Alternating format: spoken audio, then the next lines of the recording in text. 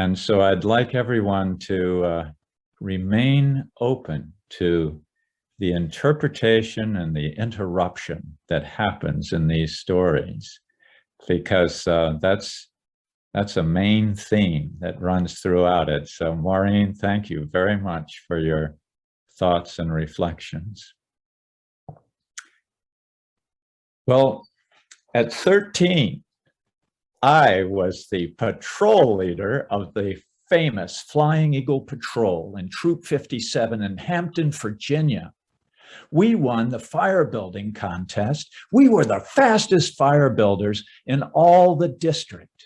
So it was no surprise to me that the Scoutmaster practically begged me to give the fire building demonstration in the upcoming leadership camping trip. So I was packing for it, and I was going to cook some shish kebab, my first meal on the leadership camping trip. So I wrapped some beef chunks and peppers and tomatoes, and I wrapped up some baked potato, all of it in aluminum foil. And I took 8 Oreo cookies when my mom wasn't looking, put those in a aluminum foil, threw that in the pack. And then I took my favorite possession, my comfy as a cloud sleeping bag. It was flannel lined and it was fabulous to sleep in. I stuffed that in the pack and we arrived at the campsite. It was miles away from all the city and the smog and the light pollution and all that. We were way, way out in the country. And this campsite was ringed by a forest of trees, and the campsite itself was a vast field of strawberry blonde weeds. These weeds grew in clumps and they were as high as we were. You could wrap your fingers around a weed and pop it out of the ground, and a chunk of earth would be on the end of that weed. You could take the weed and throw it high up into the sky. It would come down, hit the earth, and go. It was a weed dirt clod bomb. Well, we cleared the area for our tents and dug fire pits, and I was cooking my shish kebab, minding my own business. And I was just noticing that all the beef chunks were still raw and the vegetables were all burned to a crisp when into the campsite came one of those, a weed bomb. Hey, you idiots! I'm cooking here. Then another one came in. That one almost hit my shish kebab. You don't know who you're messing with. They were hiding in the weeds. I took the weed bomb, I touched the weeds into the fire, threw back a fire bomb. Shock and awe! And of course, 3 fire bombs came back. One hit my tent. Now the tent was soaked with a oil-based water repellent. And so the tent, as soon as that weed bomb hit it, whoa, it went up. It vaporized in front of me. The whole tent was gone in a huge explosion, and there were only 2 singed tent poles left. I stared in disbelief. That was my shelter. I turned around and there was the Scoutmaster. He said, "William, in view of these circumstances, you will not be giving the fire building safety demonstration in the morning." He left. The Scoutmaster was my dad. I felt like a toad. I had failed. I was disgraced. I decided to return to my dinner, but I looked down in the fire pit and there were ashes left and a big footprint across my shish kebab skewer. It was ruined. And I was going to just ignore that potato that I'd put in the fire wrapped in aluminum foil. I was going directly for the 8 Oreos. So I went over to my pack and I dug my hand in the pack, brought out the Oreos, and I unwrapped the aluminum packaging, and it was the potato. What did I put in the fire? I dug out the aluminum thing in the fire, and I undid it, and sure enough, it was the burned cookies. It looked like it was part of a carbon-14 test. This was the worst day of my life. I went over to sleep in my sleeping bag. I cleared all the ashes and soot from the tent fire, and there, burned in my favorite possession, was a hole the size of a manhole cover. I didn't even take off my boots. I crawled in what was left of my sleeping bag. I took my sweatshirt, stuffed it in my eyes, and buried my face on the ground. I didn't want anybody to see me cry. I came up for breath. A couple minutes later, I was laying on my back, and I was staring up into a billion stars in the black bowl of the night sky.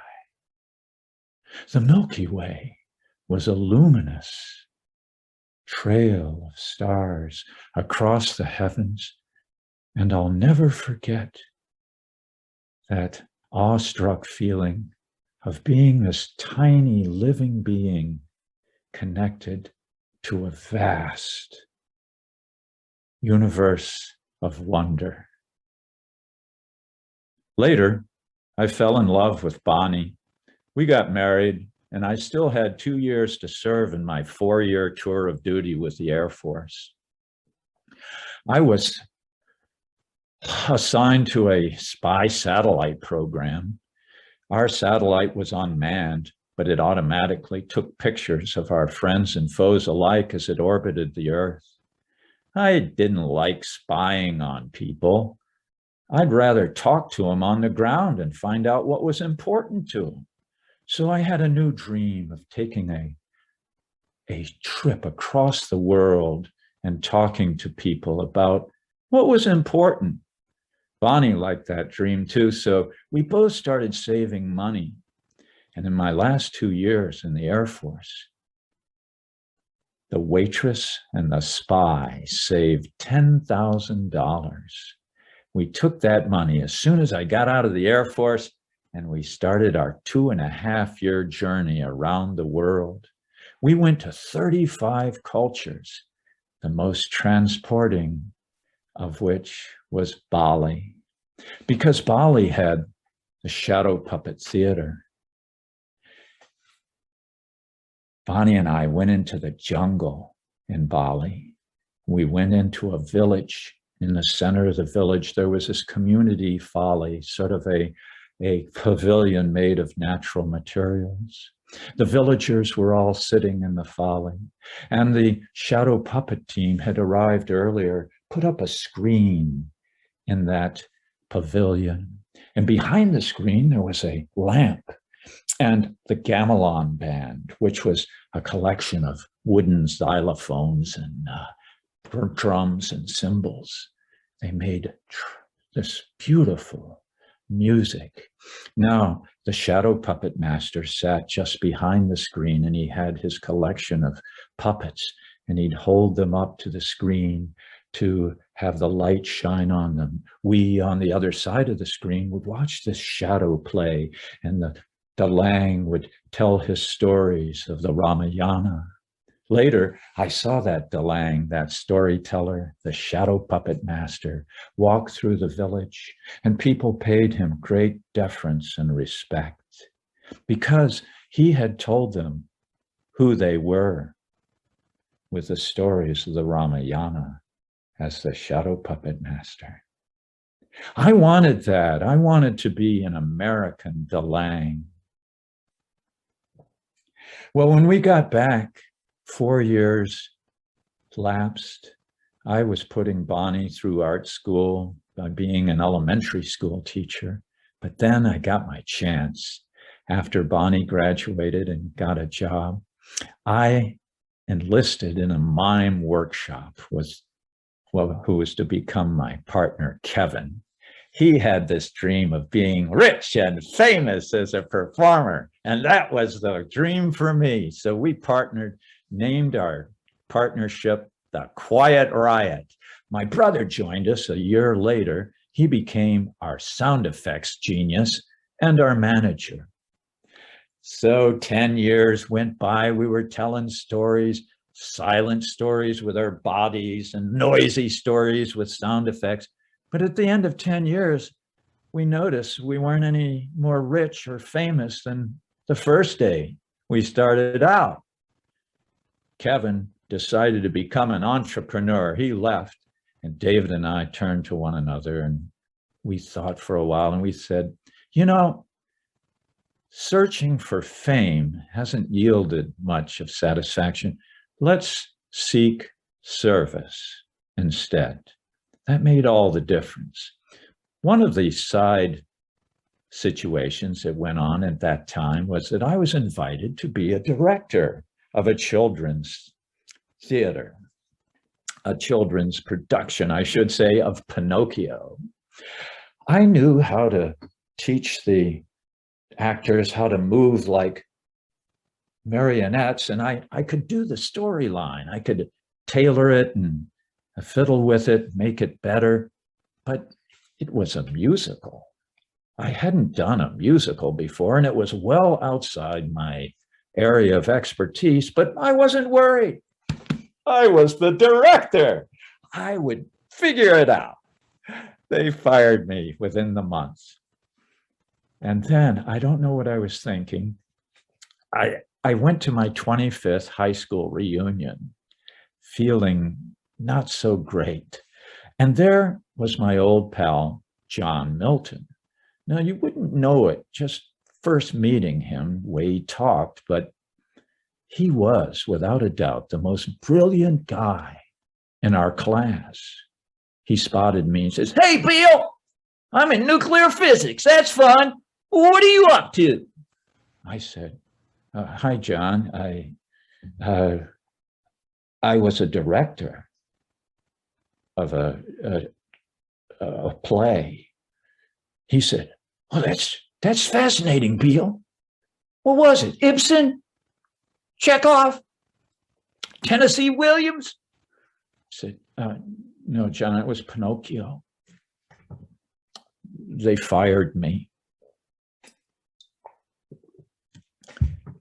He said, "Oh, Bill, don't beat yourself up about that. I read the original. It's disjunctive." Well, going home, I still was depressed. I asked my 9-year-old kid, Kai, the eldest. I said, "Kai, I'm feeling rotten. I failed at the play production. You know, should I go in there, fight for it, get my old job back and just make it right? Or should I let it go?" She said, "I'd let it go, Dad. You haven't been yourself recently." Well, just when I was at my most devastated, I came across this pirated tape by a nun. The name on the tape was One Earth, One Family. Now, that tape was made by a woman. Her name is Miriam McGillis. She runs the Genesis Farm, upstate New Jersey. And that farm is dedicated to the unity, the human family, and the unity of us with the earth. It's a biodynamic farm. And I listened to that tape, and I was so inspired and moved by it that I decided I'd make a story of the earth, the history of the earth, as if it happened in one calendar year, as opposed to the 4.6 billion years it took to arrive at today with the earth. So that history, that story begins on January 1st, New Year's Day, with a molten ball of lava. The earth is this hot sphere hurtling through space. And The hot skin of the earth was cooling against space, made a whole bunch of clouds. There was thunder and lightning, and there was a huge rainstorm that rained for centuries and filled the earth and covered it with a brown primordial sea. On April 1st, April Fool's Day, the first life emerged in the form of microbes. They began experimenting with the sunlight and cranked out this waste gas we call oxygen. And they kept pumping it until Halloween, October 31st, when finally a critical mass of oxygen was in the atmosphere and higher life forms were possible. The oceans turned to a sparkling blue, and these microbes kept pumping more oxygen, and the life forms began to emerge. On November 2nd, the sexual response was invented, making things more interesting here on the planet, and the first fish swam into the ocean. On November 14th, the first insects crawled out of the sea onto dry land. By the middle of December, the dinosaurs lumbered onto the scene. But on December 26th, a huge meteor came and hit the earth just like a dirt clod bomb. All the dinosaurs died, making way for the flowers and the mammals. Not until the final 3 minutes of December 31st, the last 3 minutes of this cosmic year, do the humans arrive on the scene. 1 minute before midnight, we invent farming. 1 second before midnight, we invent the steam engine. And right now, there are over 7.9 billion human beings on the face of the planet. And we have our own picture of the Earth from outer space. And we have the internet that connects essentially everyone with a web of communication. But the thing is, since that invention of the steam engine a second ago, we have been burning fossil fuels and covering the earth with a huge sheet of carbon dioxide and hydrocarbons, covers the earth, and it intensifies the heat and the climate on the planet. And this blanket causes the warming, is making our climate more intense. So now everything frozen on the earth is melting, and the sea is rising, the woods are burning, and the storms get more violent with each passing year. This is a big problem. What are we going to do? All of the species on the face of the earth that we know of, many are going extinct as we speak, and everyone, including the humans, are in peril. Well, in October of 2014, there was a big climate march in New York about this subject. And preparing to go, my brother says to me, "Hey, Bill, there's a bus leaving from Germantown meeting, my meeting. You could catch that bus up to the climate march if you wanted to." I wanted to. I wanted to hang with the Quakers. They are really cool. They regard everyone as equal. They see that of God in every person, and they reckon that that person with that divine element is the best communicator back and forth with that divine element. So they don't tell anybody how to think ecclesiastically. I like that. So I joined all those Quakers on the bus, and the bus took off for up north of 95 toward New York City, and the bus driver was very adventurous. He was at the wheel, and we were swerving from lane to lane. The velocity was climbing, and there was a very agile, gray-haired lady that got up in the middle of the aisle. In one hand, she had a bullhorn. In the other hand, she braced herself against the back of a seat. And as she jolted around, she said, okay, now as we go up to New York City, we're probably going to run into some conflict.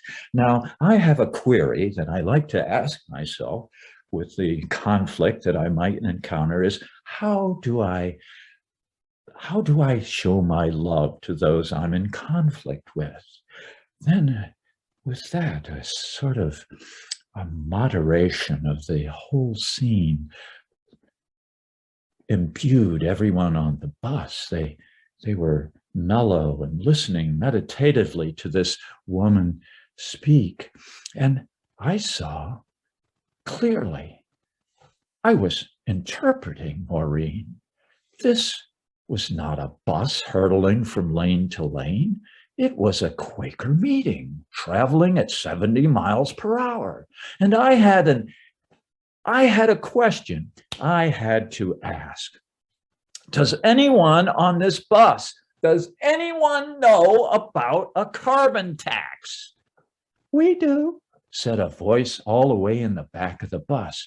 Well, I wanted to go see this gentleman. I walked down the aisle of the bus and I talked to him, and he said, you know, I belong to the Citizens Climate Lobby Philadelphia chapter.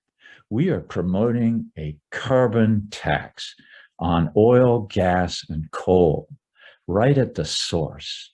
So that money is collected and that tax is increased every year. This is our proposal. That way, carbon gets more and more expensive, and all the designers, the inventors, the consumers, the citizens, everybody sees that carbon has no future because it's getting more and more expensive. So all the creative efforts, all the business efforts, and the production efforts turn toward clean energy, solar, wind, and clean energy solutions. Now, with that money that's collected, that's all turned back as a dividend to the households of America equally. Now, that's a greater percentage of money coming in each month for the poor, working, and middle class than it is for the rich and one percenters. They are protected. The vulnerable are protected during the shift from the carbon industry, the carbon economy, to the clean energy economy. You know, the Pope said, hear the cry of the earth, hear the cry of the poor. Well, the cry of the earth is crying to stop using fossil fuels, hence the carbon tax. And the cry of the poor is that they receive money from the polluters to help make the transition from the dirty energy economy to the clean energy economy. So the vulnerable are protected. And you know that, he went on to say, you know that query that Margaret said a moment ago, that how do I love those I'm in conflict with? That's how we lobby our legislators. We approach them with appreciation and respect. And we notice what they've done that we also resonate with. So we begin from a platform of love. It's compassionate activism. And that's what we've been doing. And so for 7 years, we and the Citizens Climate Lobby have been working on this proposal in Congress. And now, at this point in time, we are closer than ever in the last decade to getting this proposal, carbon fee and dividend, into law. In the last 3 weeks, when the Senate was finally talking about what to do about climate, we delivered 50,000 messages and phone calls and emails to the Senate.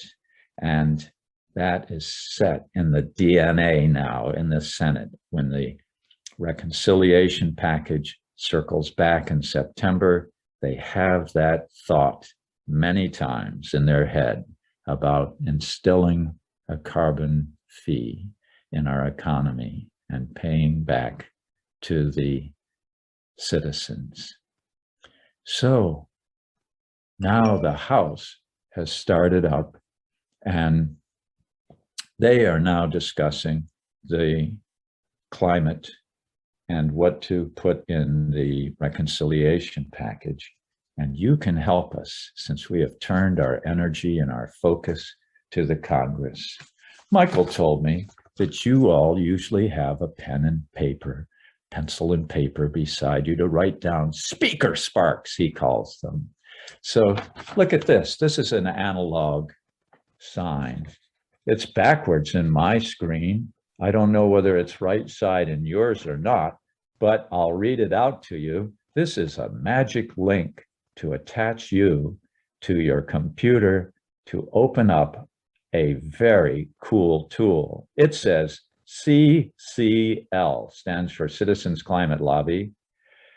USA stands for our country, all one word, .org, O-R-G /House, for House of Representatives, House. That's old world chat.